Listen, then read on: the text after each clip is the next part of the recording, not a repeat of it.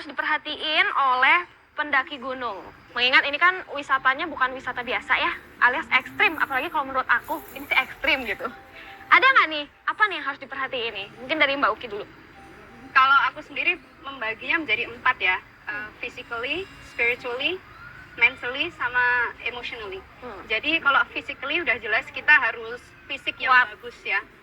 Sebenarnya nggak perlu kuat sih, tapi bagus. Yang penting olahraga, Oh, olahraga gitu. Karena ya benar, karena kalau misalnya udah ngap, itu biasanya jadi mau menikmati suasana itu jadi nggak bisa karena udah capek gitu. Tapi kalau kita udah olahraga dan udah latihan fisik, itu tentunya akan sangat berpengaruh ya. Karena aku kan juga ngalamin naik gunung tuh dari yang nggak olahraga sama sekali sampai sedikit olahraga dan rajin olahraga. Nah itu ternyata berpengaruh gitu. Jadi olahraga itu ternyata sedikit apapun, seringan apapun, itu ternyata tetap berpengaruh ke performa ketika mendaki gunung gitu. Dan ketika fisik bagus ya kita bisa lebih menikmati perjalanan. Lebih Itu yang pertama. Iya. Kalau yang kedua, kalau secara spiritually sih, aku lebih ke arah kayak apa ya?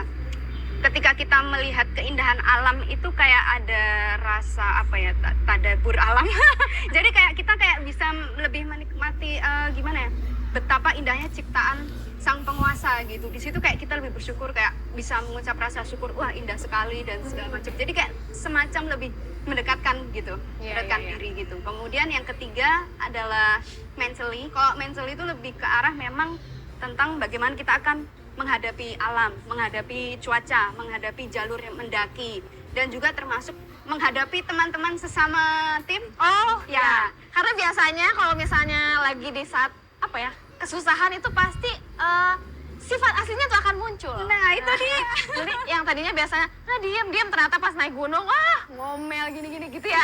Nah, itu maksudnya. Jadi kalau mental itu memang selain kita gimana kita di gunungnya, itu ternyata juga bagaimana kita menghadapi teman gitu. Karena memang biasanya ada yang kelihatan sifat aslinya dan bagaimana kita bisa lebih sabar dan persiapan mental kayak gitu.